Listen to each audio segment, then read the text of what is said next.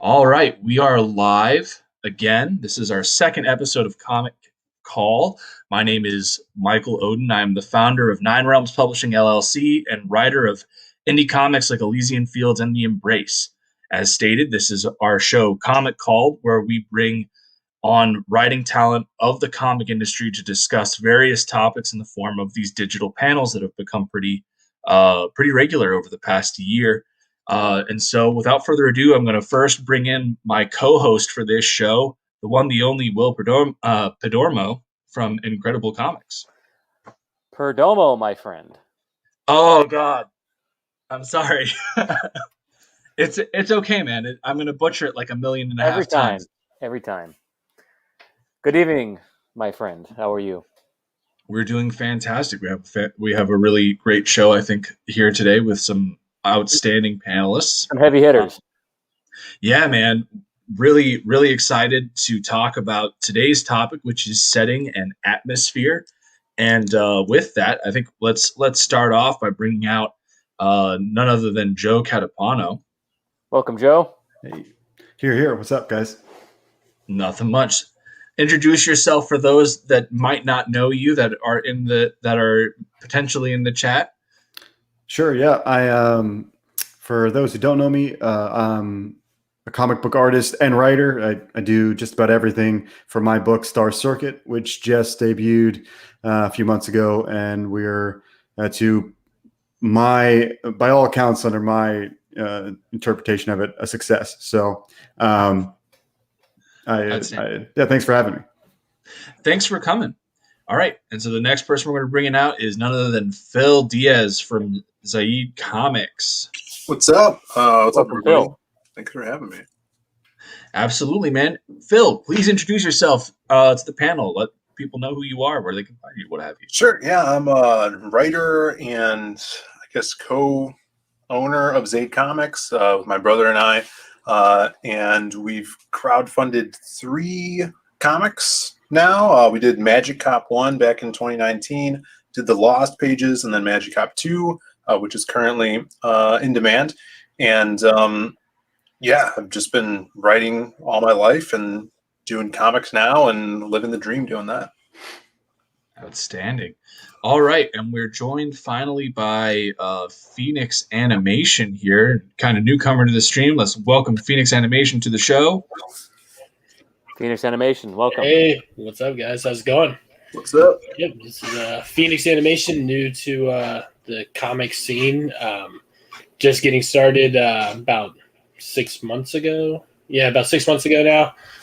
Actually launched 2 campaigns. I've got one in demand and a reattempt on another that's on a mailing list.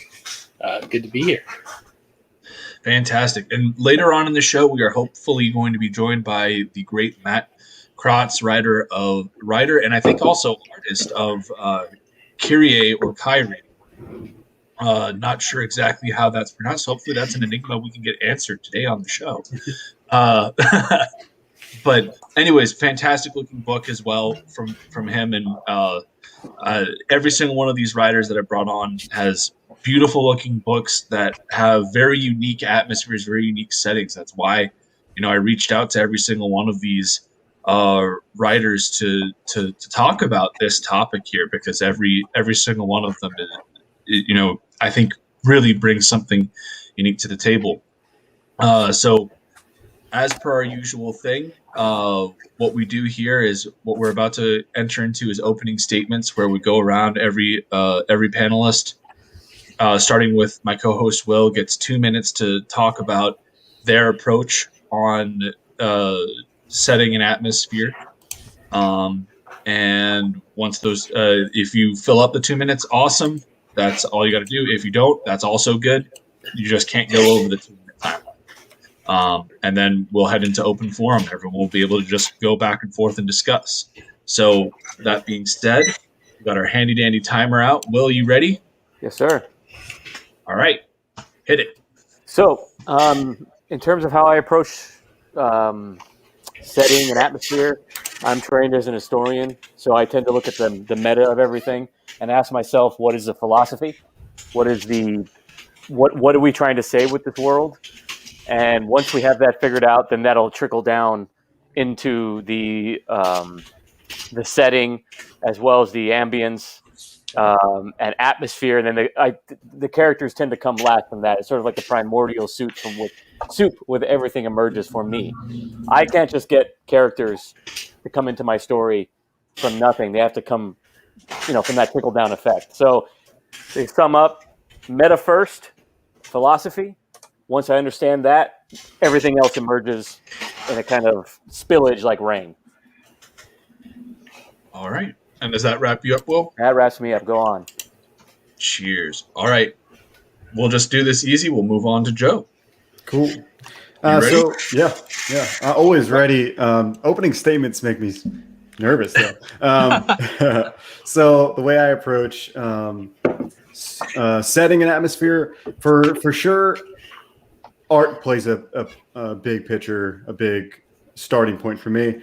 It's actually a collaboration. So I'll start with something like big global descriptions of what I'd like the world to be. And then I start breaking it down into smaller and smaller subcategories, and with each one of those subcategories, I'll draw some concept art, and that usually feeds back to how I look at the subject in the first place. So I'll first, I'm looking at, what art does this civilization respect, and then at the same time, I'll draw a concept of a museum or something, that coincides with it, and that usually sparks what's the next step. And it either would spark the theme of it, or it'll spark like usually a design anchor point. And those anchor points are ones that I'll make consistent throughout the whole story. So I can delve deeper into that later, but that's pretty much how I go about it. Outstanding. All right. We reset the timer there, and let's move down to Phoenix. All right. Actually, my approach is exactly the complete opposite of Will's. At least for my stories, they when they came to me, it was something where the character's story came to me first, like what they were going through and everything, and then it was like, okay, now that I have these characters, now that I'm going to put them through this, what is the world that I'm going to build? What is the atmosphere I'm going to build? What's the vibe and the feel? And it was building off of, it was saying, okay, what's going to get the maximum amount of interest into these characters from that point. Oh, outstanding. All right. And then Phil. Yeah, so like writing specifically, setting or like world building specifically in comics, I totally agree with Joe where it's like a lot of that comes in with the art as well. So, directing your artist for world building aspects or setting, I think for me begins with the story. And like in my book, The Lost Pages, there's so many different settings, and I think that a lot of that equates to the different artists as well. But a lot of everything with writing stories is the theme of the story and what best fits, like what world best fits that theme. Taking from also what Will was saying as well, where you're trying to convey, either an idea or a philosophy, and you want that world to represent, that character or that theme or that philosophy. So just the full immersion aspect to it, the setting is just as important as the character or the story, because you want all of that working together to push forward with that. Outstanding. All right. So these are all fantastic approaches. I actually want to delve into what Phil was talking about, because one of the things that I found very unique about Phil's book, Lost Pages, is the majority of the stories that Phil does in Lost Pages take place in the same city. Every single one of them is Chicago, but it's a different every one of these versions of Chicago are completely unique, and it feels like a completely different city throughout. And so how like when you're using that process, you said that you talk about like you lean into like what the philosophies are and what have you. Is that how you ended up I assume that played a very big role into shaping these different aspects of Chicago. Sure, yeah. I usually focus on character and theme. I think theme is a huge part of writing anything, and kind of the main thing that lets a reader grasp onto, your story or characters and how they can relate to that. So, taking a look at different aspects of one place, whether in different points in time, but being the same city, or in some of the stories they were both in modern day Chicago. And I think setting that, setting that setting, for lack of a better term, setting that up, you want to latch onto different themes. Like if you look at like one character, the Silhouette, very dark, more like a Frank Miller-esque Sin City type feel there. It's in the worst part of the city, at 3 a.m, rather than if you look at the Crimstone story, it's not, in this hellhole part of the city. It's more of a personal story, even though it's in the same place. So it, and again, working with your artist to convey those things. And I had the luxury of working with multiple artists to push forward different types of feelings in this same setting.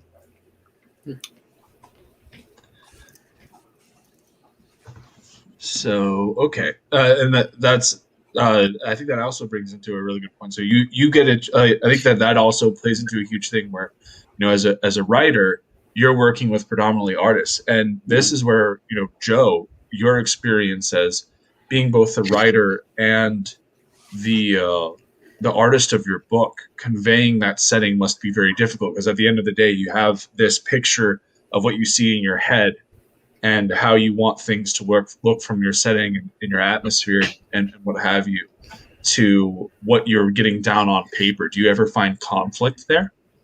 Oh, all the time. I feel like that's the whole point, kind of, to find the conflict. And without the conflict, you're not having some sort of, you're not finding the solution, which would be, in a lot of cases, it comes out of the artwork. Like I said, I feed off of futurists because my book is a cyberpunk book, and I'm a big fan of Sid Mead, and he's of the same opinion where you're going to, as you're drawing, you're working things out that you did not know would come out of it. So it kind of ties to the writing very, very closely. So maybe you didn't know that, like in my case, my whole anti-gravity kind of look to the bikes and whatnot in my story, that came strictly out of the concept art, and then fed back to, how does this work? How does the whole civilization now work because of that actually being a thing? So, for that reason, it works. But I like what Phil was saying about theme as well. I specifically picked cyberpunk because it fits the theme more than I think it's the only way to really show the theme I'm trying to show, because of automation eventually making all of us obsolete. It just makes sense that would be the genre that would fit in and be able to show. I don't know if I sidetracked your question or did I answer? I think somewhat. No, I think I wanted to touch on something. Or go ahead, Will. I want to ask a question of the whole panel and bring it in. So, what Phil was kind of talking about was something interesting, because I think it directly affects atmosphere, because I think his book is not really an atmospheric book. I think it's a point of view book, right? So I think what you said, Mike, Oden, is that there's so many different looks in the same place, Chicago, and I think this might go to how Phoenix does his books, right? Because you're now, you guys are talking about character from the ground up for atmosphere. Now you're talking about point of view and an emotional state, right? Mm-hmm. So what I see in Phil's book is an emotional state for each story from the point of view of a character like Crimstone or Silhouette. I mean, you're going to have Silhouette you got to have a silhouette like atmosphere, right? And then the same thing Joe just said. This all kind of ties together about Sid Mead, which was interesting, and maybe this is how he came up with his thesis, so to speak, for Star Circuit. Is that Sid Mead once said that he was one of the first people to kind of render in the movie industry, right? So he wouldn't just draw a design of a car; he would draw it in space, sitting on a curve, lit with atmosphere around it, so you can see what the machine looks like in the movie or in the story you're trying to tell. And that kind of helps you come up with the thesis of your designs. That makes sense. I mean, do you agree with that, Joe? That's what you kind of do. Of course. You render it in space as opposed to just on a piece of paper. Yes, and I mean there's several iterations, and at some point you're going to have it in place, and relevant to something around it. Yeah. So when you're doing that, do you feel like that's bringing the world into focus as you're putting it there? So if you're putting this bike there, it doesn't exist in Santa Monica in 2020, right? 2021. It exists somewhere that would accommodate that bike. Right. Is that how it works for you when you're doing your atmosphere? Yeah, I'd say somewhat. Yeah, there's a lot of the specifics of what's even on the bike. Like I said, if anti-gravity doesn't exist, or it does exist, it does lend to what's around it, and this is civilization it's in. Yeah, you're right. I think that's one of the main things I pull from Sid Mead. He's just he had an incredible way to explain this approach, and I'm stoked that we have his example. Right, I love that process. Ideas like sprout like daisies from the technology, right, that you're rendering. So to go down to Phoenix and Phil, can you add to that, and what do you feel about this point of view aspect of how that informs the world and the atmosphere? Phil, you want to go first? Yeah, sure. So yeah, those two aspects are totally different, but I definitely worked with both of them. Like right now, I'm working on developing a story that's actually a cyberpunk story. So it's kind of perfect for that example. And it's the same thing where it's like, hey man, this piece of technology would be cool just because aesthetically it would be cool. But then why would it be in this world? And then figuring that out adds to the skeleton of your universe. And it's like, specifically, I won't get into what I was coming up with, but like creating cool things could just add and sprout, like you said, other cool things from that universe, which adds to these layers and the foundation of your setting, which is awesome. And, working in different genres is definitely teaching me that.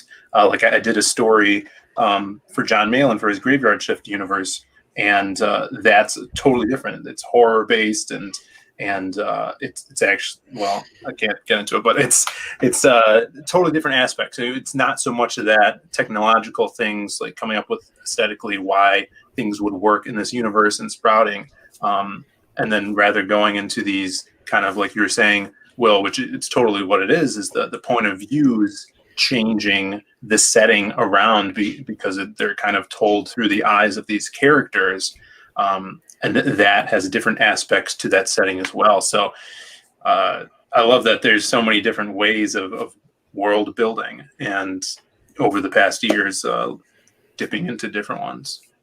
Mm-hmm.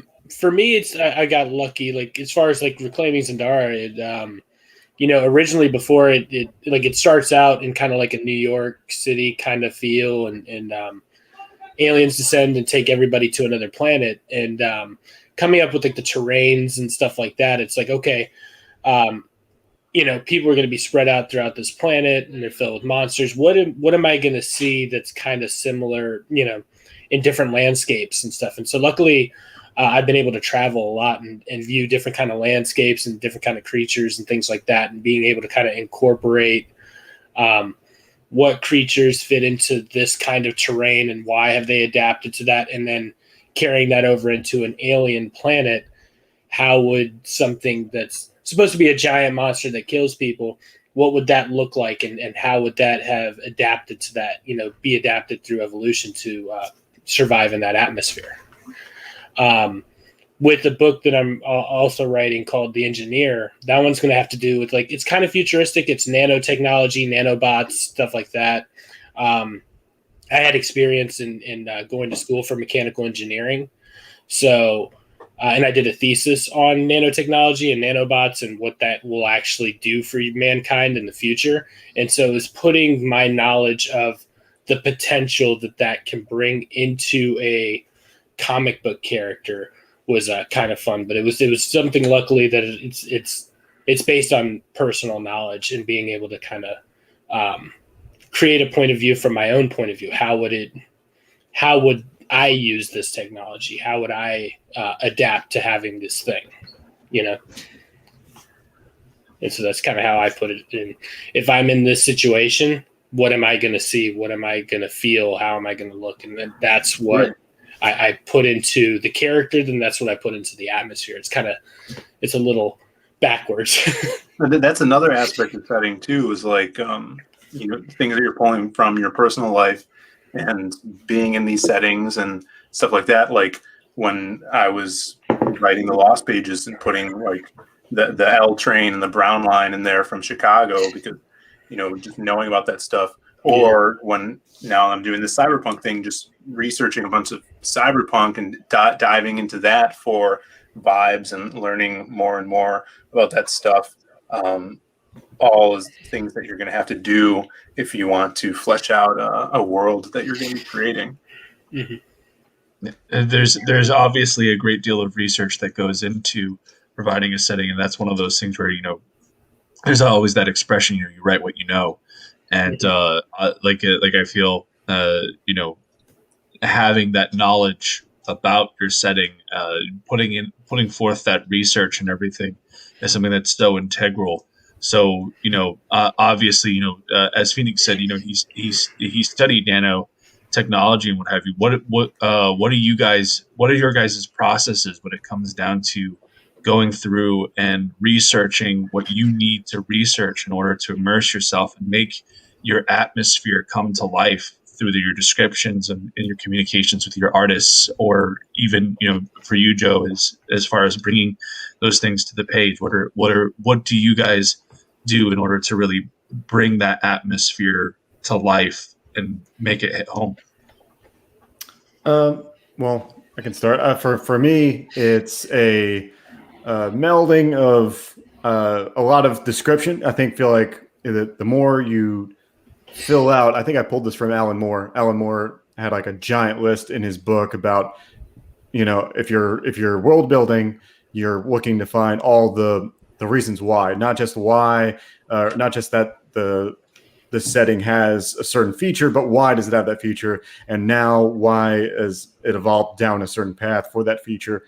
And that feeds into, look, anybody who's got the art background is going to think of visuals, and I usually think of visuals first. So the minute you start coming up with these things, I'll be sketching a little bit as well, and feeding off of that somewhat. It's usually an exploration, just like you do any other concept art, trying to figure out what everything feels like, looks like. A lot of maps, a lot of not to scale drawings, but like just very, very clear drawings that I'm trying to explore for myself. So my process is from a notebook that I'm just constantly filling in all the details, and then from there looking and seeing what don't I know from this, and if I need to go figure it out. Like, my book is about racing. I've never even rode a motorcycle before. I rode on one. I never drove one. But it's key to know like how everything works. So I designed them. I designed some of the pieces within them to figure out exactly what I'm missing. But then I was like, the next best thing is to get into a video game, like a game that is very simulation based. So there's a few of them out there. So I got into Ride 4, and it's the hardest game ever. I've learned tons about just how things work and what's possible on a bike. So things like that. I think the closer you get to the real thing, like if I wanted to, I could go take a motorcycle class, but then I wouldn't get exactly what I'm looking for, like a motorcycle going at high speeds. What does that really feel like? What kind of turn can you do? All that stuff I wouldn't figure out. So through documentaries, I got into like actually watching races, MotoGP. And so you kind of like pick up hobbies almost through this research stuff. But I think the more you know, the better. So, the closest thing you can get to the real thing is the best for me. I guess, can I ask a question to you, Joe? Did you Yeah. get into like track design and stuff like that as well? Yeah, somewhat. Well, it all depends on what the. I feel like it's inspired somewhat by like F-Zero and games that have creative tracks. And I'm a Right. big racing fan as far as like the old school sci-fi, video games and you name it, I've played it probably. The latest one I like the most is Fast RMX. They've got unique track designs, but yeah, a little bit like that. You can pull from it, but I think the track is kind of a part of the story. Like if I'm going to pick a certain track, it's because the story needs it to go to this certain track. So I'm not going to just design every track that I'm not necessarily going to make every track that's in the GP, even though you're not going to see it. I'm going to go to the specific ones that you're going to actually see in the story because I need you to go to that space.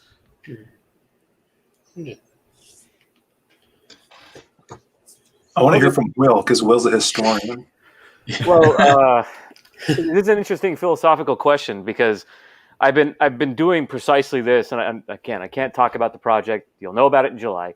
But I'm working with an artist in his first creator-owned book, and he's not a word man. Put it that way. It's not that he's illiterate or anything. It's that he has notions like an artist. He's an artist. He has notions. He has visions, and it's sort of my job to take those notions and visions and turn them into words because it's his book, right? That's what he wants to see. And what ends up happening is an interesting fusion, right? Because I have to give a rhyme and reason to what he's saying, and usually it's not coherent or it's not rational. So I think this is where Phil and Phoenix can kind of come in handy with their points of view, is that you can get around irrationality through an emotional lens, right? Mm-hmm. What's the character feeling and seeing?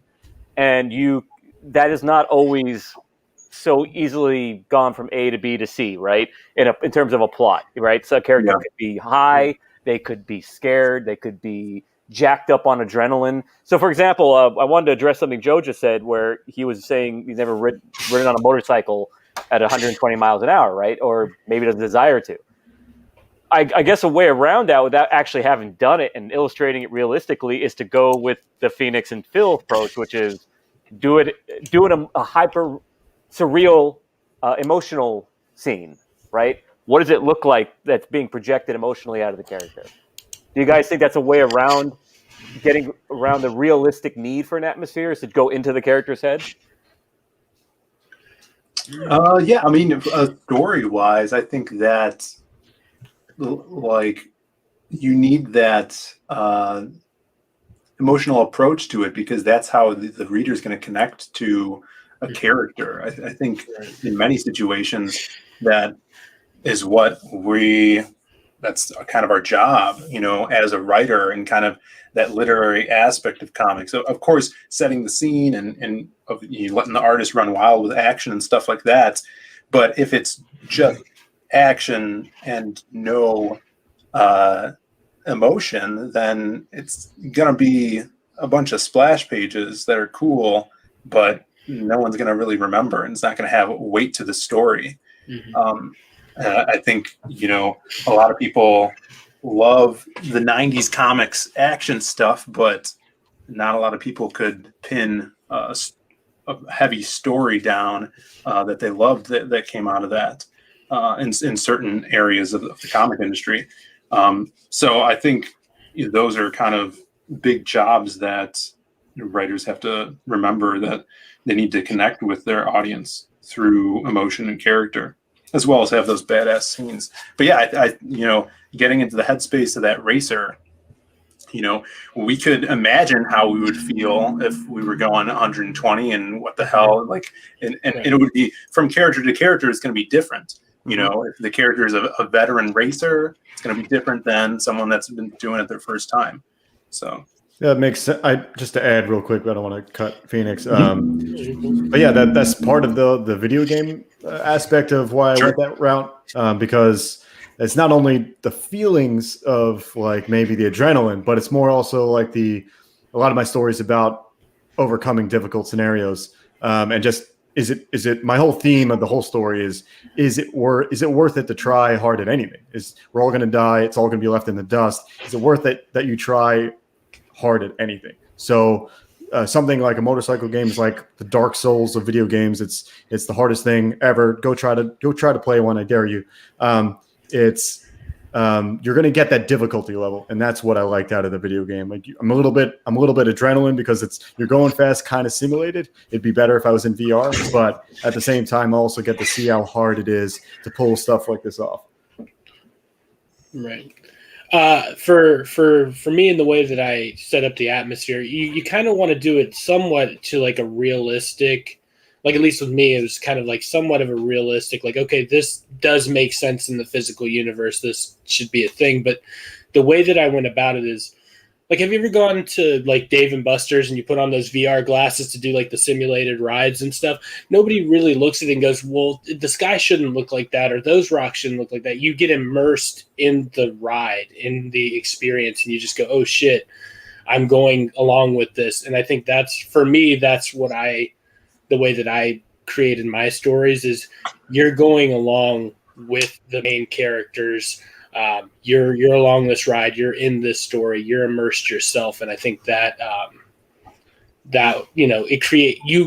your mind will create the atmosphere along with the art because you're going through this stuff. And that basically lets every reader interpret a different scene or a different action or something in a different way, and it allows people to connect different ways to it, and so you could reach a broader audience.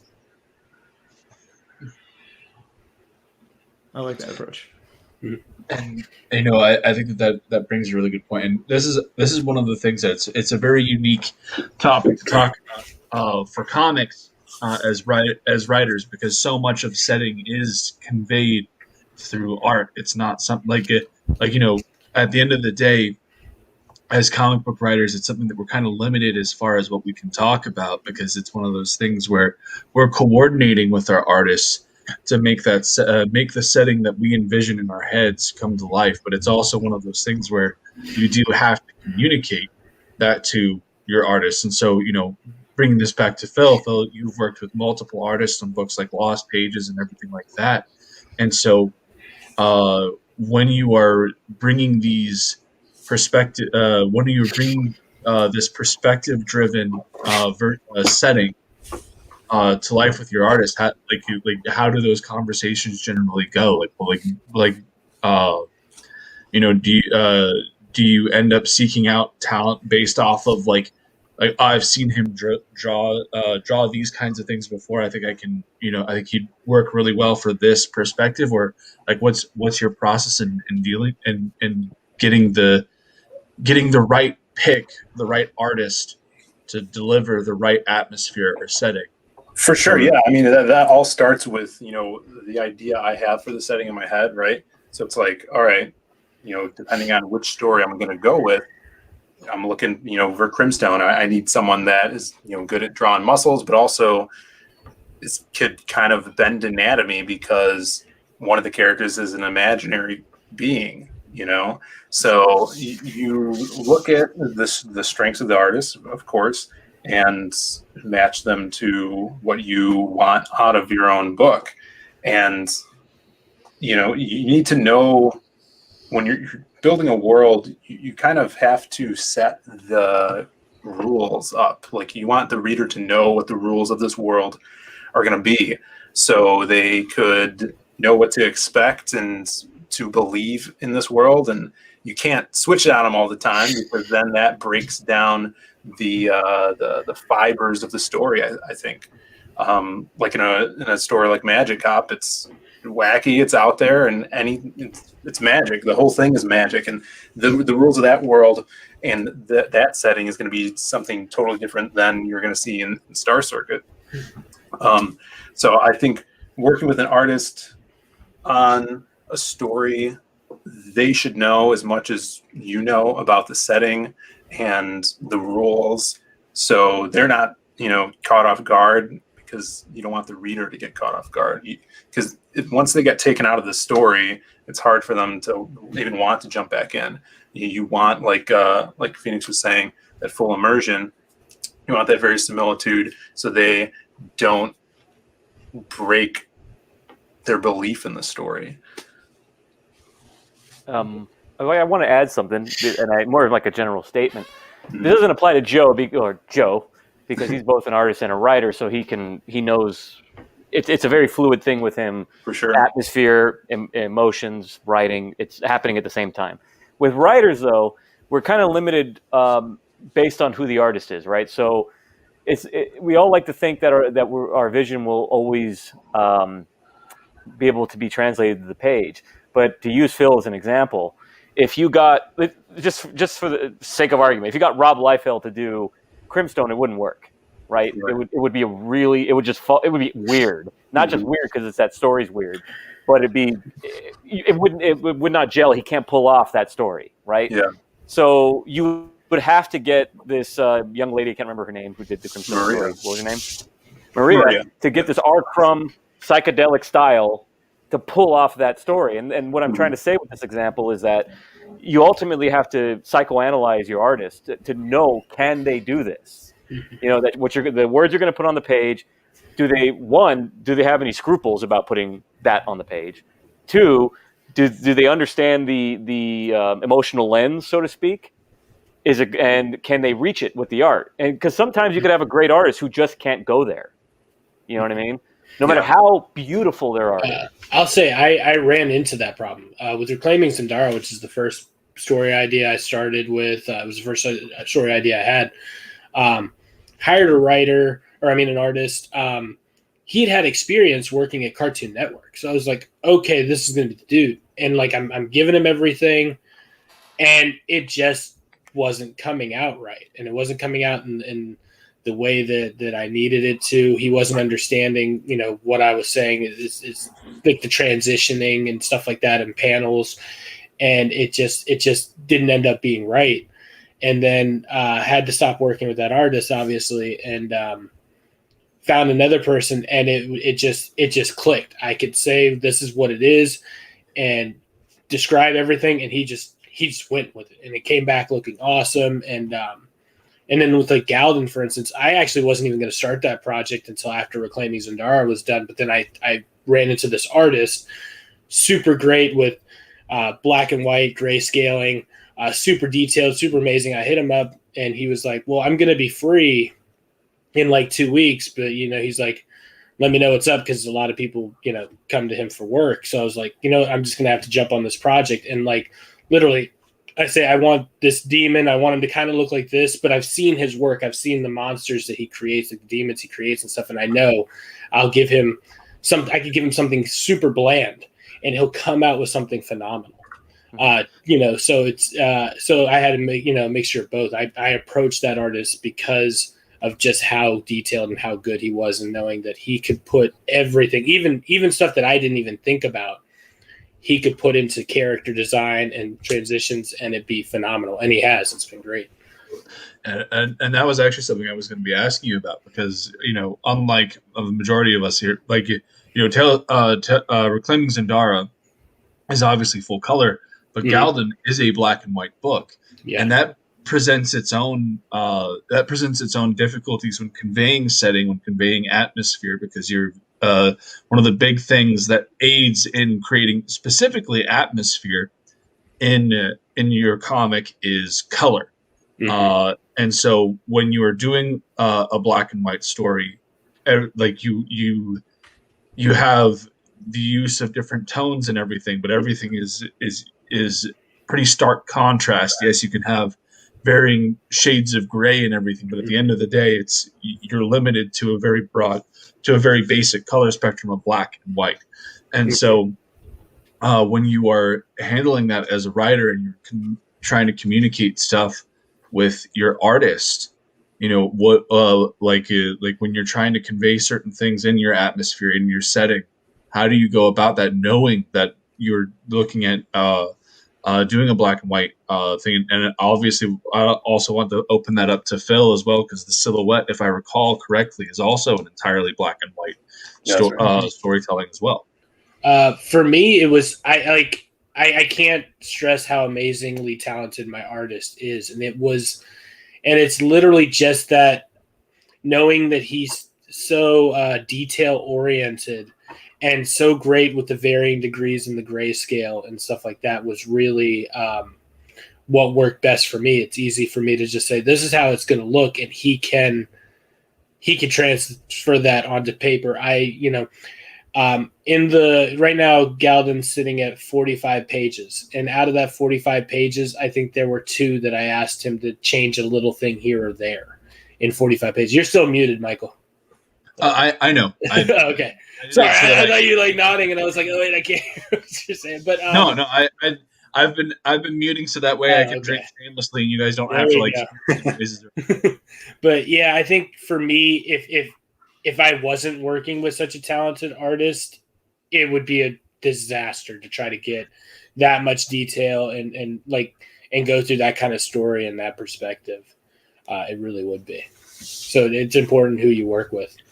100%. So Phil, let's hear your take on it, because I know that, as I said, silhouette, completely black and white, medium. Yeah, for me, I mean, like that story is so dark, and I always pictured it in black and white. I don't feel like there's any huge difference in writing something that's specifically going to be in black and white or not. I think most of that falls on the artist, you know. The only thing that I can think of is like we use zip tone dots in the silhouette, and those are really fun, and those help push things into the background or bring them up to the foreground. So that's always fun from an art aspect. But it's just, I think, specifically for my story, it lends to the grittiness of the story, and you get to view a different image of the city, right? So, and specifically through the silhouette, where it is black and white, and we add red for blood and stuff like that. It's just a lot of fun seeing the different aspects, you know, through the silhouette's eyes, where it is that black and white, and you know, you could obscure buildings and stuff in the background and just make it all not anatomically correct, which is always awesome. I have a blast with it, but I'd say for setting, it does convey a different atmosphere than if you're going to have it in color. And I think, you know, that's just another tool you could use to convey setting, is color in black and white. Yeah, I got something to add. Just came to mind because it's funny you bring up the whole color atmosphere situation. For me, that was something I was struggling with all along, was, do I push Star Circuit to color or not? I see Will's got Akira in the background there, and Akira is a great example of one of the best cyberpunk books ever, and it's in black and white, and it works. And so I was like, oh, if he can do it, can I? Ooh, yeah. That one. Colored by Steve Oden. Yeah, now I see it. Yes, but even his black and white still works, and I was like, oh man, those are great. Those are great. I wish I had those First copies. digital colored book. Yes, really? I did not know that. Mm-hmm. But yeah, that's something that kind of I was striving to like do it black and white as well, and it's weird how it came this way, because I literally became a colorist to get it right, because I try to hire a certain colorist to get the atmosphere right, and so we're kind of in the same boat here, where we're trying to find an artist that would do it, and I couldn't find one. I tried many pros, just couldn't get, like, they're just not used to doing what I liked, which is the background stuff. If you look at my book, all the backgrounds are off the chain, probably better than my characters, better than my vehicles. And if you're going to just slap a gradient on it, I can't work with you, because you're not putting the atmosphere in it. Like, the atmosphere is much more than just, you know, putting a color gradient on the whole panel and calling it, oh, it's moody. But for me, that's what happened. I learned to actually color in my style, at least, and do it pretty well, just to get that atmosphere. I went around, I don't know, just the book took way longer than I wanted it to, because of this reason. I'm glad it did, because I think the atmosphere is there now. Yeah, I do have a question for all of you, and because comics in general are like movies in a sense where it's a production design, right? everything about the book, from the art to the words you use to the colors to the production design, the props even in the book are trying to tell the reader about something about the world and how to feel, right? So an example, you walk into a police station and the lights aren't color corrected and it's a sickly green. That's going to make the audience kind of feel uneasy about it, right?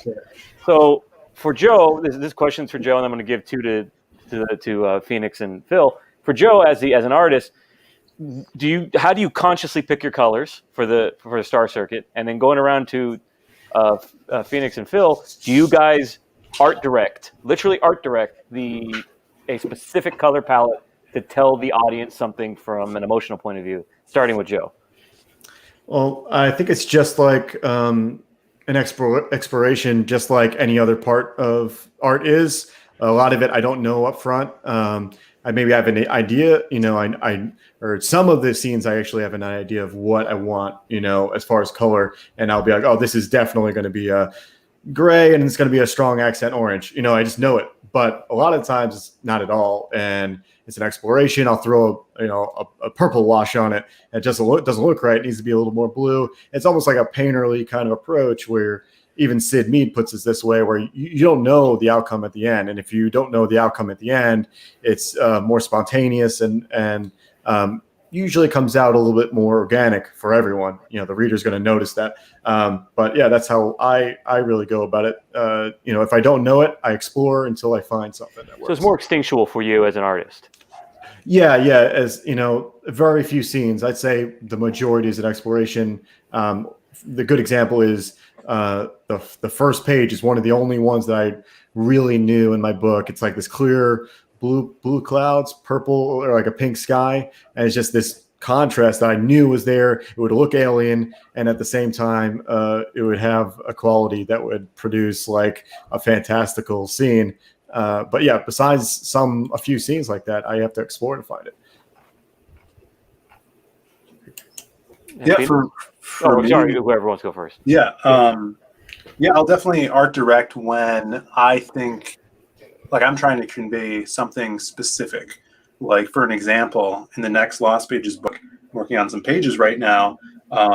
Crimstone's going to be in it, and we're going to see Taz, the chick, fighting some guys. And in her reflection in a mirror behind her, her appearance is going to be Crim in the reflection. And that is going to be not only drawn by a different artist, Crim is going to be drawn by a different artist, but it's going to be colored insanely. You want those psychedelic, high ultraviolet colors on him because he's totally extreme. He's out there. So specifically, I'll tell the colors that. And with any book I'm dealing with, and like if you look at something specifically like Magic Cop, colors are so important to that book because the colors are all atmosphere. That's all 1980s. And just to touch on something else besides colors, and another place that I'll art direct is if I'm trying to convey a specific feeling, like you were saying, Will, with the lighting, make someone uneasy. Another way that I love doing that is panel layouts. So I'll suggest, hey, do some staccato, staggering panels that lead to a big moment here. So you have that buildup, which I love, playing around with panel layouts in that way to specifically influence someone's reading experience. I guess for me, originally for Galden, I was going to do it as a color book as well, like I was doing Reclaiming Zendara. And then it was when I saw this guy's artwork with the blacks and the grays and stuff, I was like, that's going to give more of that post-apocalyptic demons rule the earth like kind of vibe. And so I was like immediately like, I'm gonna just try. I transitioned from going to wanting to do it full color to doing it black and white after seeing his artwork. But with Reclaiming Zendara, I originally came up with that idea as a show, as a cartoon, as an anime, and that was what it was originally supposed to be. But then when I saw how much it cost to do anime, I was like, you know what? Let me just do a manga first, and then we'll see. So everything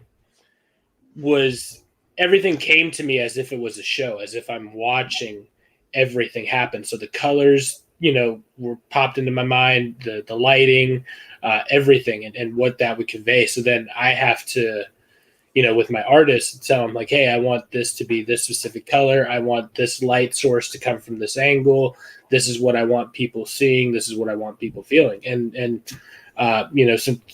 picking the right artist the second time made it a lot easier for me in that. But it's different. Outstanding. Well, we are coming towards the end of the panel here. Generally, at this portion, I would take a look and see if we had anything in the chat as far as questions and what have you from the audience that they would have for you guys. It doesn't appear that we have any. Just people like Dean hanging out there and making trouble in the chat. God damn it, Dean. I know, right? that troublemaker. Anyways, but for all of you guys who are in the chat, thank you so much for coming to hang out with us. Special shout outs to obviously Dean James, my co-creator on the Embrace. Hex Allen was hanging out with us for a bit. We've got Pedro Ang, Edwin Acevedo, and Dario Hernandez. everyone hanging out in the chat tonight. Thank you guys so much for coming out and hanging out with us. And this has honestly been a fantastic panel because this is one of those things where, again, it's a very unique perspective to get a chance to talk about how we establish setting an atmosphere as writers in a visual medium. And it's definitely something that I think that if anyone who is trying to become a writer can listen to, you couldn't ask for better people than who we had on this panel. Unfortunately, Matt Crotts could not join us, and he would have been another fantastic person to talk to because his whole book is all historical and everything. We are going to look at his campaign here in a minute after we go through everyone else's, and I'll pitch it as best as I can and showcase it because it does deserve to get that look at. But I do know that what we're going to shift on to now is we're going to let people kind of talk a bit about their books. Now, I know Joe said that you might be in a little bit of a time crunch. You're not sure exactly how much you have. Tentatively, it's up. I'd say we got like 10, 15 to spare probably. Yeah, perfect. No, that's outstanding. So what we'll do is we'll start off with your campaign Star Circuit. We'll take a look at that. You can talk about it for a bit, and then if you can hang out for the rest of it, that's fine. Whenever you got to pop off, you just pop off, say adios, and we'll let you be on your way. Sound good? Yeah. Thanks for the accommodation. Yeah, man. No worries. Let's look at this beautiful campaign. Oh yeah, man. It's gorgeous. So tell us about Star Circuit, and I'll scroll through. Oh, sure. So Star Circuit's my debut book. By now, I wrote and drew it. It's a cyberpunk racing adventure that stars a kind of a charming but like a damaged young street racer who gets convinced that he can race against the best in the colonies, which are all androids, because in this future, technology's become so advanced and really it's just become something that has made humans kind of obsolete. And even in sports and entertainment, they've become the pinnacle. And so it's kind of like a weird suicidal mission to try to go up against these androids. And in this situation, he's kind of convinced by this long forgotten racing legend that, is somewhat of a mentor that, becomes a mentor figure. And yeah, he goes for this crazy dream. The book is more than 32 pages now because we've added to it, but it's just the first chapter of a mini series. So it'll be around 250, 300 pages total when the whole mini series is done. It's one hell of a ride. It's a lot of action, but also it's very there's a lot of I put these characters in realistic situations, and so my whole studio, which is called Veravia Studios, is all about trying to give these fantastical situations some groundedness. Like you're going to relate to these characters not because of the motorcycles, but because he's got an ex-girlfriend that suddenly shows up and he's got to deal with, or things that you're going to relate to. It's about dealing with your imperfect family and getting through all these situations unscathed. So almost the race is just as dangerous as maybe like the relationships in his mind, maybe. And it's an interesting thing, but Yeah, I love how the book's done so far. I have several things we brought up. I wouldn't necessarily want to not bring this up, but I have a concept art book that you just passed it actually right there. Yeah. It's called Layouts and Design. So you'll actually get to see a lot of the settings and atmosphere in the works, all the concepts, not all of it. I couldn't fit all of it in there, but check that out. That's the essentials tier at the very top. You'll get that a part of the book. I can't remember if I got that or if I think I got the I think I got Star Circuit and the sketch card. Yeah, I got. It's a good option too. Go for the original page. Absolutely. Yeah, it's a weird thing too, because most people, if you're going to do color like extensively, like I do, and because a lot of my color wipes out the lines, you usually don't care a whole lot about how the line quality is. But I'm a nut for like good pencil work, so I make sure my originals are solid. Outstanding. Well, there we go. So this is Star Circuit, people. Make sure that you, if you have not already gotten on this, make sure that you do so. It's a lovely logo, by the way. Lovely logo design. Thank you. Actually, yeah, it's the first page of the concept art book. I show you all my iterative kind of process on it. That's cool. I would say, and as you said, everything about that book. If I could use a single word to describe Star Circuit, it would be clean. It's super clean. Everything is smooth. It's clean. It looks outstanding. Really fantastic job. I'm hoping my writing's just as clean. From what Kimosabi says, he thinks it's good. So Lee, I'm glad. If Lee says it's good, he doesn't blow smoke up people's ass. He's not afraid to tell them when their stories are shit. So if he gave you the thumbs up, more than likely, man, you're right on the money. I'm trusting him. As I said, man, you're more than welcome to hang out with us. If you need to pop off at any point in time, just go on ahead, do what you got to do. Thank you so much. Let people know where they can follow you and what have you before we move on. And we're going to take a look at Phil Diaz's Magic Cop 2 next. Sure. Yeah. Well, my tag is right under my name or under my face here. Catapano Art on Twitter, Catapano Art on Instagram. You can also find me on YouTube, which we just hit 1,000 subscribers. I do art tutorials. We do streams. I do a Sunday morning, just chill and draw. Come around, say hi, subscribe. Thanks for having me on.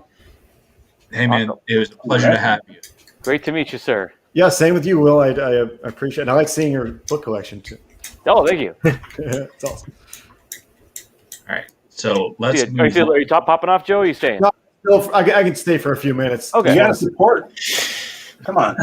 Magic Cop 2, that makes all the ladies do things we won't want to talk about. Yeah, and that Dan Plagle did all those sexy trading cards for. That's true. Yep. He did that badass trading card. The Headless Hitman, beautiful card. It's so awesome. So yeah, this is the sequel to the book that I guess made us known. And this is our third crowdfunding book. We got a whole crazy cast of detectives on the team of Magic Cop. And basically, this is a world that matches Miami Vice with monsters and magic. It follows Ignatius Cromwell, who is this precinct's magic cop. He's basically a wizard detective. And him and his group of detectives have to figure out who is making this magical cocaine called pixie dust, distributing it, and turning the junkies of the city into wizards. So along the way, they fight the bad guy whose name's Arsenic Jones. He's this yoked out bodybuilder who uses magic as steroids, and he hires the Headless Hitman to track down these cops to get rid of them. There's that badass Headless Hitman blockhead right there. It's kind of cool. This is so cool. Yeah, it has no head, which is cool. It's the first blockhead with no head. Yeah, so we are just finished the campaign up, so we're in demand right now. We're going to be shipping out in July. I think we have like 75 pages done already out of 92, and colors are coming in all the time. There's also an ash can that is drawn by a different artist. It's drawn by Alan Alonso, who did the Masquerade story on the Lost Pages for us. He's an amazing artist. And that short story follows Grey Wolf, who is Magic Cop's partner. And he's telling Iggy a story about how he went above the law to seek revenge on a crime lord in the city. It's very like Steven Seagal-esque, very much like Enter the Dragon, Game of Death type of stuff. But yeah, this is a lot of fun. Thanks everybody for supporting it. And we're like less than $80 away from breaking 24K. That's awesome. Very good. If you guys, again, for any of these projects, if you guys haven't checked them out, haven't backed, please be sure that you do so, because these are the creators that you guys want to see succeed. These awesome. Guys. I didn't know you hit that so close to hitting 24 grand, man. That's awesome. Yeah, it blew up fast, man. Just in the last week, I think at the beginning of this week we passed 23, and I'm like, what? We're already here? This is crazy. Everybody back the Magic Cup, because that's a first that we're doing. So, and everybody gets the Plagal card, right? Or no? Yes, yeah. Everybody. There's 3 trading cards that come with the book now because of stretch goals. There's one by Dan Plagal, who's awesome horizontal headless hitman trading card. There's one by Preston Acevedo, and then one by EJ Morges. So they're all. Yeah, it's worth it just for the cards, man. Yeah. So hell yeah, cards are great. All right. Well, Phil, let them know. Let these fine people know, or they can follow you on the social medias before we move on to Phoenix Animations Reclaiming Zendara. Yeah, you guys can go to zadecomics.com. It has all our social media and our YouTube and all of our campaigns that we're working on right now. And definitely subscribe to the Zade Comics YouTube channel. We just passed like 700 subs. So we do streams all the time, promoting people and videos and stuff like that. So check that out. All right. Well, let's take a look here at Reclaiming Zendara. Awesome. Yeah, this is my first campaign. I'm in demand right now. So this one's kind of been in the works for a bit. It's going to be 120 pages to start. Hell yeah. So I basically put the whole first chapter on the Indiegogo. Basically, this guy's on the computer. He's the main character. Aliens come down to the planet. This is very much going to follow his story in the beginning here. It's kind of true to form. Like, how would you react? So we're seeing him run down the stairs. He's running with all these people. Boom, an explosion. He passes out, wakes up in this alien ship, and this lady here is kind of explaining that humanity tried their best to fight off the aliens, but they had technology that far exceeded ours, and there was nothing that we could do to stop them, and they basically captured everybody. Nobody knew why or how, or they knew how, but not why, what's going on. Everybody's getting escorted one by one to this leader who kind of judges them. You're not supposed to know that, but I've spilled the beans a little bit. And then everybody's taken to what they think is Earth. They're all cheering. Then they see a monster in the sky, and they realize it is not Earth. So we're going to follow along with different chapters. In the start of this, different chapters focus on different people and their experiences on this planet. And slowly but surely, our main character here in the front emerges, and he basically tries to fight back against these captors and tries to get people back to Earth. All right. Cool, man. Yeah, this reminds me of there's another indie book, not Comicsgate, but called Starside that is like this. It's weird. I like your art style better, but it's a similar kind of story. It's cool to see both. Really, haven't heard it. No, checking them out. They're indie. I'm sure they're they're on a few chapters in, but yeah, check it out as well. All right. And so what we're going to do now is, as I said, Matt Crotts was unable to join us here today, but Matt's got is a fantastic writer, and he's got a book out right now called Wild Tales of Kyrie or Kyrie. Unfortunately, we have not solved the answer to how we pronounce this properly this evening, but it's okay. We'll figure it out eventually.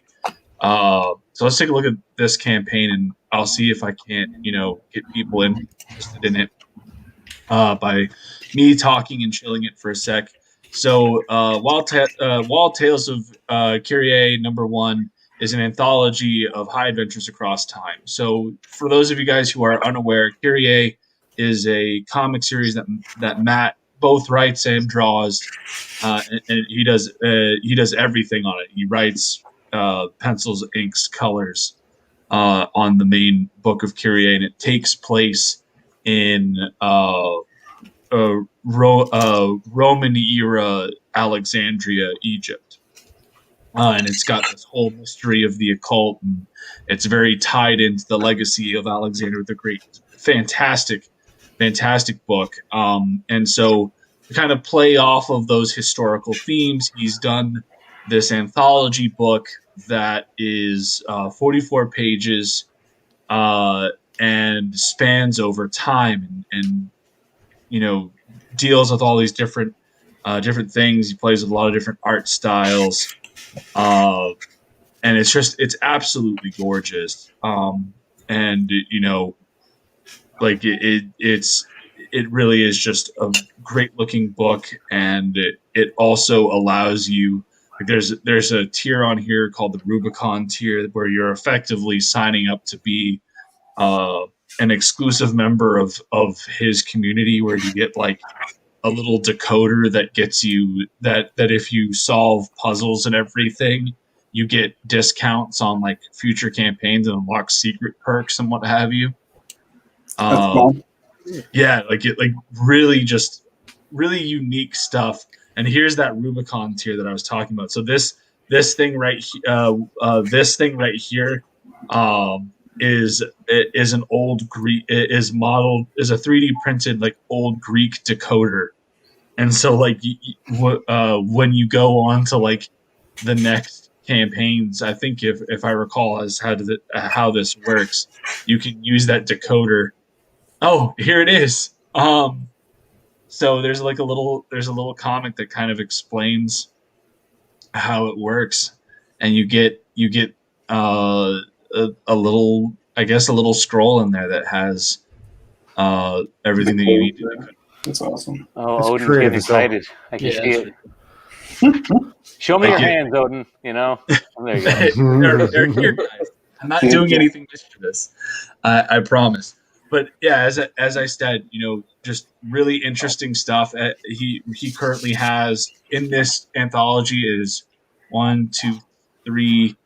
There are three stories, and all of them are like super unique. One of them uh, has Watson from Sherlock Holmes partnered up with some characters from The Man Who Would Be King by Rudyard Kipling. Like it's cool. it's a pretty unique book, and That is cool. Yeah. it would have been great to have him on to talk about this because he does such a great job of capturing the historical atmosphere in his books. So it's unfortunate that he wasn't able to join us for this discussion. But again, this is a book that you don't want to miss out on. Please, if you guys are watching, definitely give a check out to Wild Tales of Kyrie or Kyrie or however it's pronounced. One of these days we'll get that answered. But anyways, let's move on to my co-host here. We're going to take a look at With my lovely rim light here. So Absolutely. Let's take a look at Fragaboom's Black Flag Pineapple Perception comic. Frega. All right, there we go. Is Black Flag Pineapple Perception currently in demand and in full production? We are barreling towards what I think is going to be Junetober, which is going to be like Fragtober of last year, where Dan's going to be drawing every day, streaming like a madman as he is doing the book. And I'm not sure if he's decided yet if he's going to do what he did in Fragtober, where he has an artist on every day for a draw off, or he draws Black Flag live. Personally, I'd like to see Black Flag drawn live, but he hasn't decided That'd what he be wants to do yet. Isn't it Frag June, not Junetober? I don't know if I think he's doing Junetober to make it sound like that big event we had that everybody really loved. That 30-day drawing. Yeah. Mhm. So this summer will be a big, incredible summer because we're announcing a lot of things, including the secret project I'm working on that I can't wait to share with you all, and I think you'll all be surprised. But I mean, I've spoken a lot about Black Flag. We blabbed about it. It's in the works. You get 2 for 1. You get your 0 book at 25, plus all the two posters and some stickers. So you get a little bit of a bang for your buck. And plus, you can download the entire catalog for free and Frega's musical stylings. Yeah, I was about to say, if you didn't mention that, that was something I wanted to point out, is that if you go to the bottom of their campaign, they have all these Dropbox files for like the original Black Flag series as a PDF, a mixtape, all sorts of great things that you just get for free for going on, and even just taking a look at the page, just what a fantastic way to engage with your consumer. Yeah, we still have the Rob Willis cover if you guys are interested. Both black and white in color. And I wish we had made a poster of that, to tell you the truth, but wasn't in the cards. Yeah, super excited for this book. I can't wait to read it. Yeah, it's been a long time gestating. I can't wait to give birth to it and get on with my life. All right. And I guess that leaves it to only one book left, which is my own. Yeah, who cares? I'm just going to end it here, guys. No need to bring that up. No, I'm sure that if I did, I'd get yelled at by certain people. There you go. Hey, while you got me here, when you're talking about this, do you want to show off the cards that everybody's doing? Yeah, man. You know what? Bring those up. I've got them. I've got them right here. That's way cooler than just taking. And I'm not pledging this book until you say you're going to show up to my home, hand me the book, and embrace me. I already told you, Will. If you pay for my plane ticket, I'll do it. Is there a tier plane ticket? Okay. So here is the first one. In Biggin.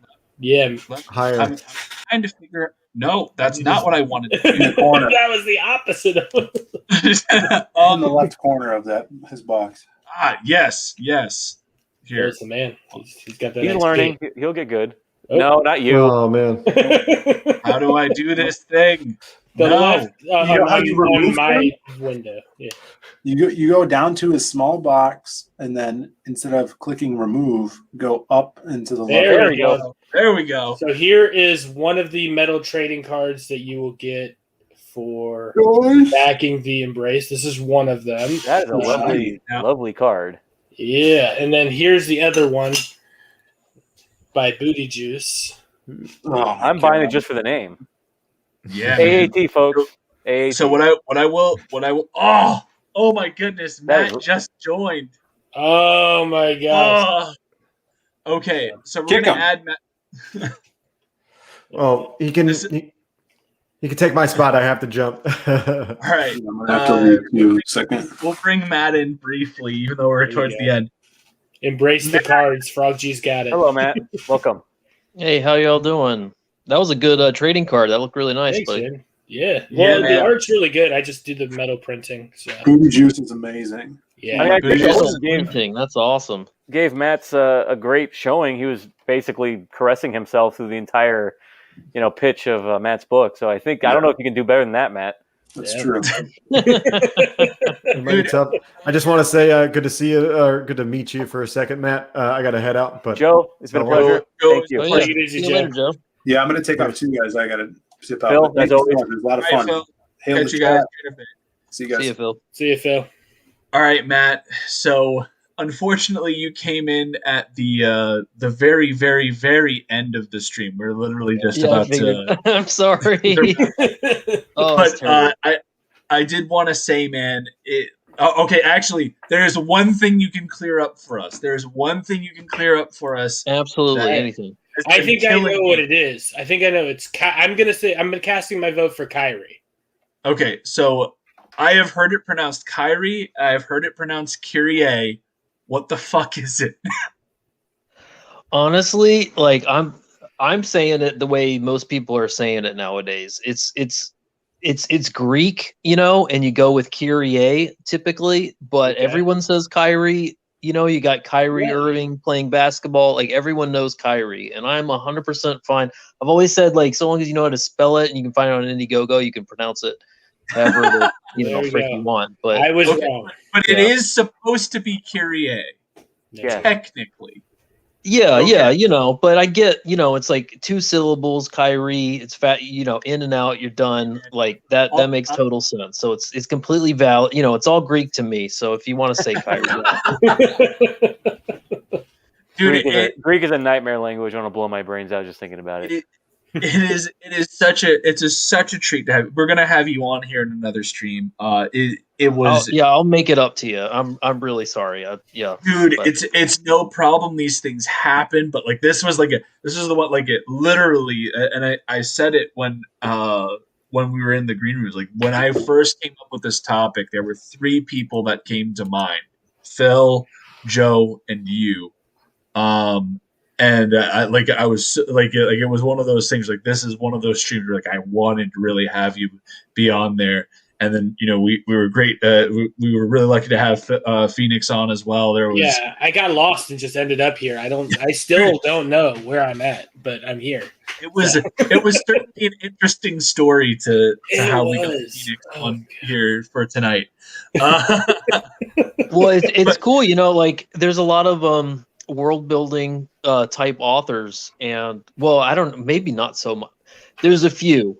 There's a handful, and it seems like everyone that was on this stream, from what I've told, like those are the people that have been, you know, hyped up as like pretty critically acclaimed, you know, for figuring out how to get people immersed. So it's yeah. I feel honored to be in y'all's presence. Honestly, it's cool. Hey man, you're pretty fantastic too, man. It's all good. But yeah, with that being said, Phoenix showed off those fantastic metal cards. Show it off one more time.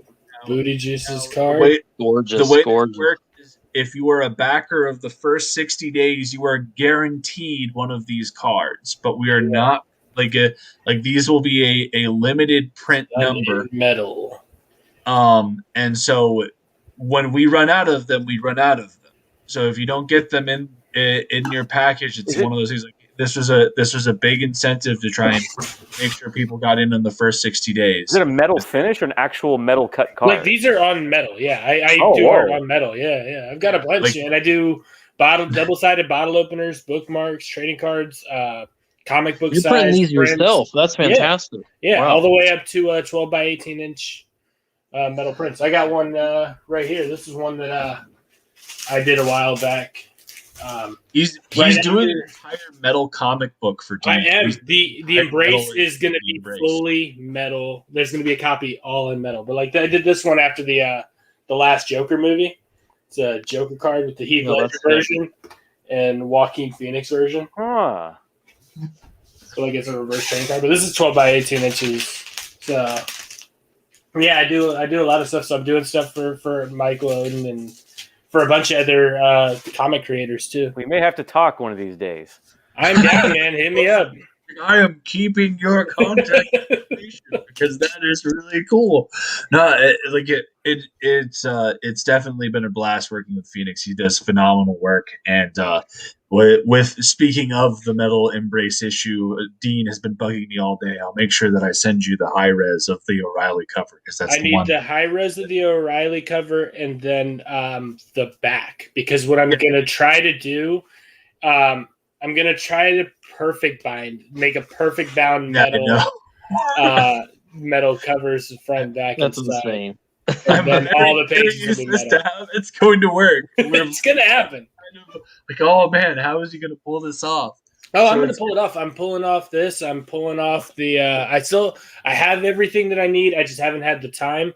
But I'm doing a all metal, like a metal slip case, and yeah. So I decided that for my attempt, I'm gonna do like a Cyberfrog one. So this is like one of the sides of the Cyberfrog cover that I'm gonna try to do. I've got all the sides sublimated. I just have to weld it back together in a box, like in a slipcase. Wow. So you literally got to like solder that thing. Yeah. I'm welding it. I got a welder. I've got all this stuff. Yeah. I'm going to town, dude. I'm doing that. I got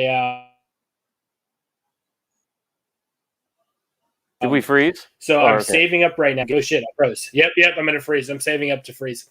No, so I'm saving up right now because I'm getting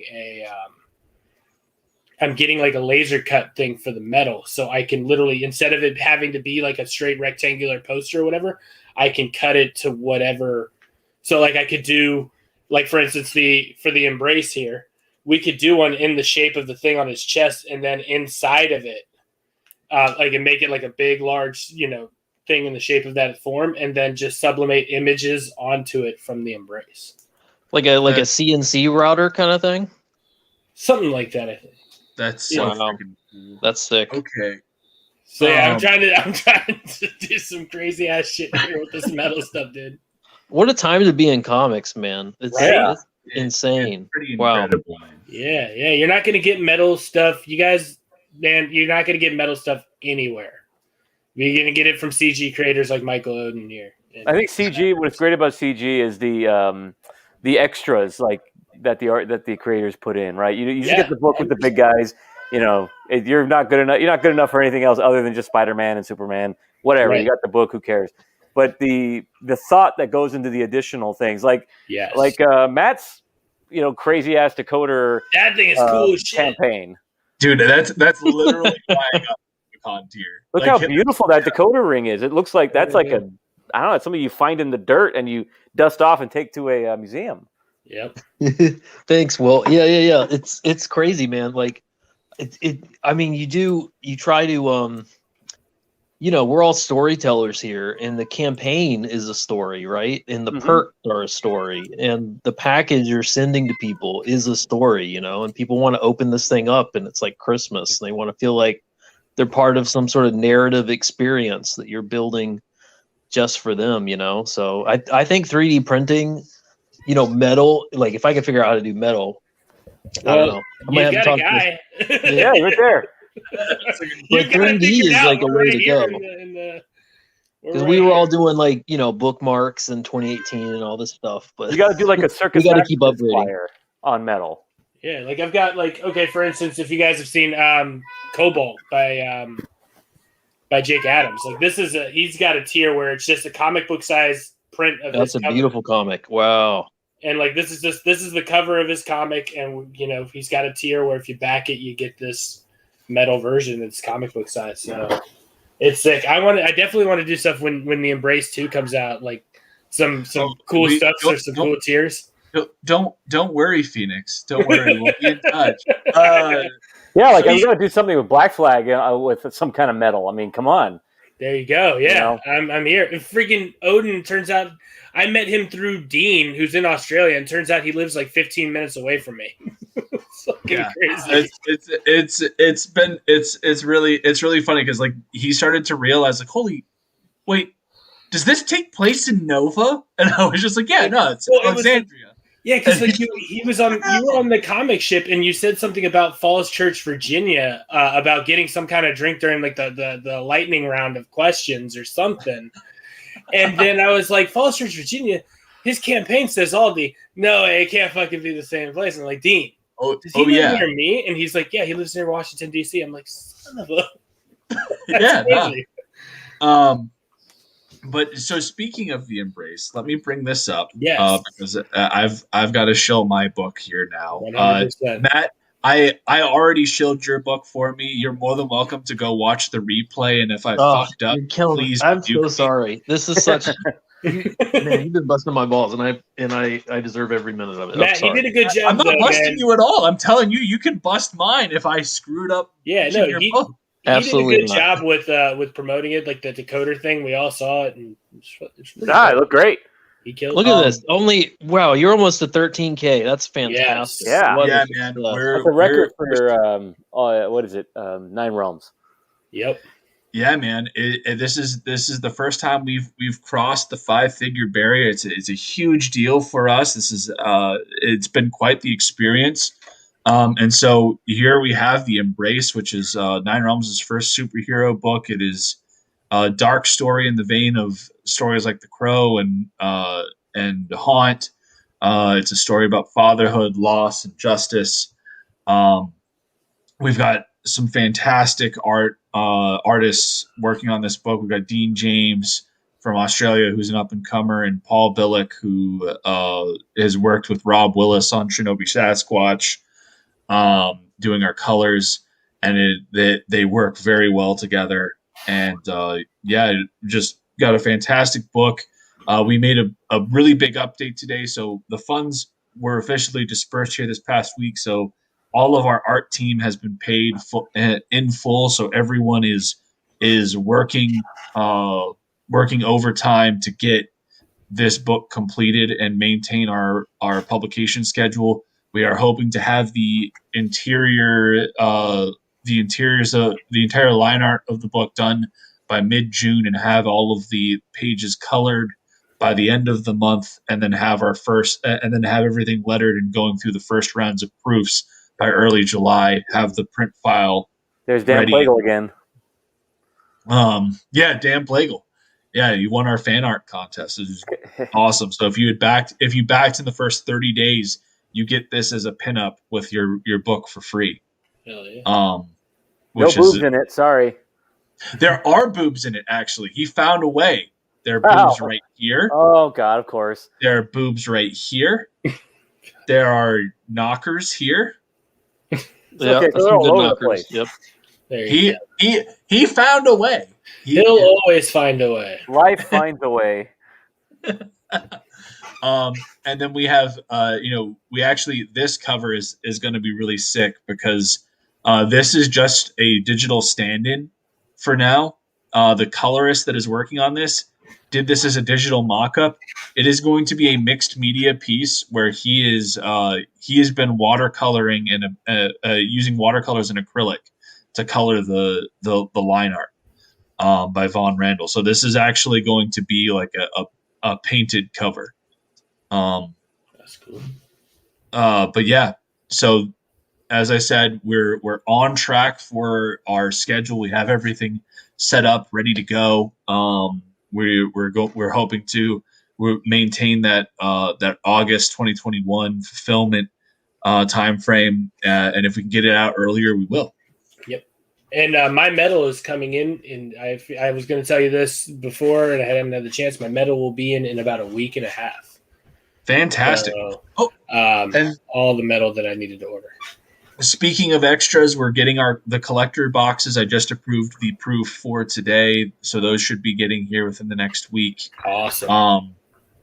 We got little chibi embrace magnets for everyone that participated in the fan art contest. So if you participated in the fan art contest and you purchased the book, then you'll be getting a little magnet to go along with it. And yeah, like we're getting a whole bunch of the extras and stuff here within the next week or so, and then the metal cards just look fantastic. And Dean just said in the chat he got the bookmark today. Yeah. So he got bookmarks for everybody as a thank you for helping us get to where we are. Yeah. So he's signing those bookmarks, and he'll be shipping them my way once he gets those done. I'm glad to see that you made the all three covers signed your featured tier. That was awesome because that is such a cool tier. Well, so what it was is so it's not all three covers are getting signed. It's you're getting the one of each tier, and then we send the special edition Barton Brothers cover to Australia, and they sign it. Dean, Clayton, and Corey sign that cover, and so you get all of the books will be signed by me regardless. That's something that I do for all of my backers. If you back my book and we fund, I'm gonna sign everyone's book. So it's going to be one of those things that the books are going to initially get sent to me. I sign everything, and then I ship what needs to get distributed domestically to our fulfillment service in the United States, and then I'll be handling all the international stuff. The one of each tier signed will take a little bit longer than the other tiers because I've got to get it to Australia. I got to get those books to Australia and then back and then to the people. There you go. But yeah. So, anyways, we're right at the 1 minute 30 mark. Matt, going ahead, let people know who you are, where they can find you, since you didn't really get a chance to talk. Oh, I feel so bad. It's- Yeah, thanks guys for sending me the link, and I appreciate your being nice about the fact that I'm an hour late. But my name's Matt C. You can find me at Matt Crotts on Twitter, and I have Wild Tales. We just closed that a couple days ago, and I'm already fulfilling for the Kyrie books or Kyrie books, however you want to say it. Got a whole bunch of packages I'm gonna be sending out Monday, and then so that just gets fulfilled while I'm working on coloring the pages. It's stories written or co-written by me. It's anthology short stories. We've got 4, and I think because of the profits from Wild Tales, we're going to have a 5th one. Working on 5 stories just for $15, Oh, which that's is awesome. fantastic. And that's going to be done. We're shooting for August. It's only going to take a few months to finish coloring them, and then we go straight to print in my home state. It just takes a few days to turn around, and then it goes right out to you guys. So that's how we're doing it, onward and upward. Every year, campaigns get better. So doing my part. In fact, hold on. I'm fairly certain I have my copies of Curie right nearby too. I can pull those out. Oh, awesome. Oh, Will, as a fan of history, if you've not checked this book out, you need to. Like, I hate the Greeks and I hate the Romans. I'm sick of them. you are so full of shit, Will. I got tortured for years and years on Latin tests and in class. I hate these guys. I'm sick of you people. Look, man. I took Latin for 3 years. God damn it, that was I'm sick a and terrible tired. idea. Give me every principal part. F you and your principal parts. And F you in Greek. The Greek was a nightmare for me. Oh, I bet. Greek is horrible. Greek's pretty tough. Oh yeah, it is. That's the reason why I'm not technically a classicist, is because when I went to go do my classics degree, the head of the classics department was like, "You have to take Greek," and I took Greek for like 2 weeks, and I was like, "Yeah, no, I'm dropping this before it becomes a fucking mark on my record." See, at least in Latin, you can rely on your retardation because it's a Phoenician alphabet, so Really quickly, I'm going to make myself big so I can show off Matt's beautiful work. You made me big. I knew it. I was about to say it, and then you did it. I was like, damn it. I should have said something before that. Oh, no. What have I done? What? You're lame on your own stream. There we go. All right. So we've got look at that. Curier's book 1 and 2 here. They're absolutely gorgeous. The turnaround on these things was super quick. I backed his campaign while it was in demand, and I got it within, I'd say, a week. It was really fast. Outstanding reads. Matt, correct me if I'm wrong, but you did the writing, the line art, and the colors on this, and the lettering. Like, you did freaking everything on this book, and it is an exceptional book. One of my favorite reads of the past year or so. Thanks so much, Mike. Yeah, one man show. Praise from Caesar, right there. One man is easier than. I'm realizing this now. Like, what you guys are doing with Embrace and stuff like this is. I mean, you're steering a ship that takes multiple people to get that thing into harbor. I just have a little dinghy. I got a rowboat. And if I'm slow and steady, I get the thing delivered. And I only have to worry about me. But you guys, I mean, it's a multi-person endeavor, and that's definitely a task. But you got a good team, Michael. You got a good team. We do. We have a fantastic team, and I'm really happy to work with them. But yeah, it's just again, I do not have any higher praise than I can give for Matt and his work. And seriously, guys, if you are looking for a great book, and if you're a fan of history, there are very few books out there on the market that are up to fulfilling that task adequately. And Kyrie is right up there, along with another book called Elysian Fields, which some other Never heard of shameless. Never heard of it. Definitely Elysian Fields. Absolutely. Yep. But yeah. Anyways, guys, we're at 1 hour and 34 minutes.